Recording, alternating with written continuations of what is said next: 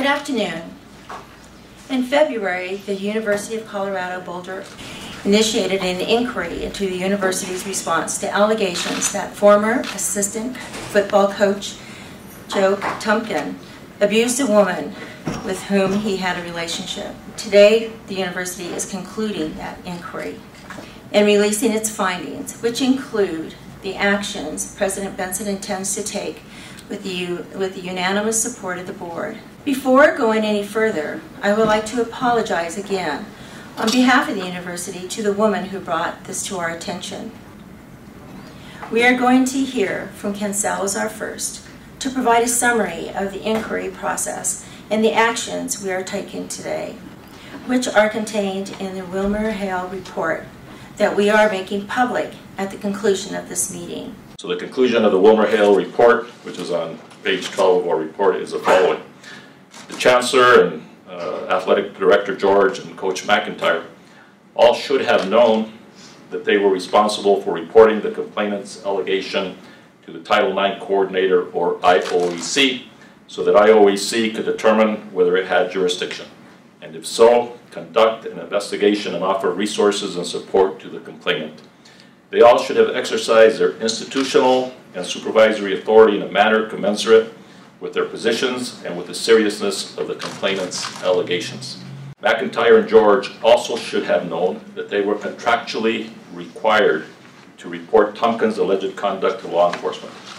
Had the parties reported the allegations as required, the University of Colorado could have, among other things, reached out to the complainant sooner, made her aware of the resources available to her, and communicated clearly that the university does not and will not tolerate sexual misconduct of any kind, including dating and domestic violence.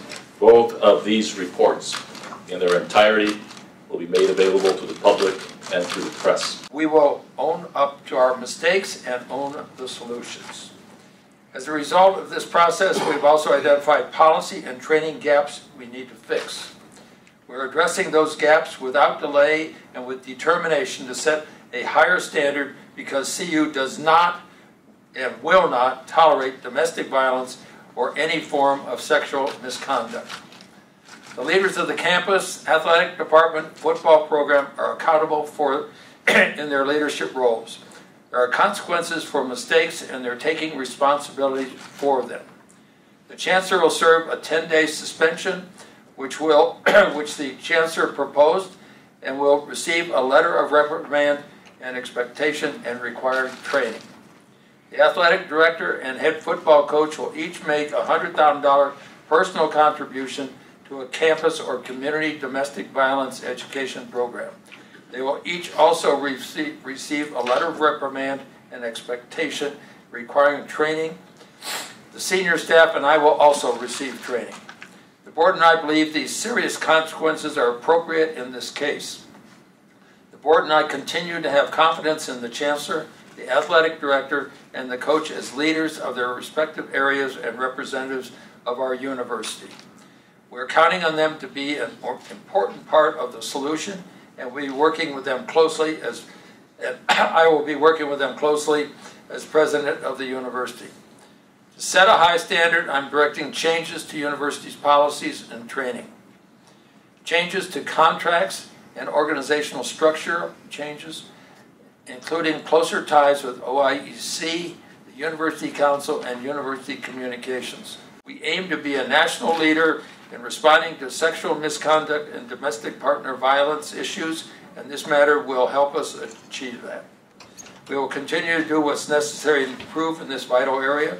Our most important asset is the integrity and the reputation of our university, and it will remain the North Star that guides us in all that we do. Thank you. Meeting adjourned. Why are the regions not available to take questions themselves? Because they made their full statements there. We've got nearly 100 pages worth of reports. We have a statement from the president of the university. So after all of the hours spent behind closed doors, they're still closed. that is a shortened version, but what the regents got earlier was a draft report, and there is some information in that that is personnel information protected by federal and state privacy laws, so that's what's redacted. Why did the chancellor receive a 10-day suspension and the athletic director and the coach not? The regent, or the president and the regents, weighed all of the facts here and determined what level of sanction was appropriate, and that's what they determined. I would note that the chancellor discussed, he voluntarily brought forward that to the president and regents.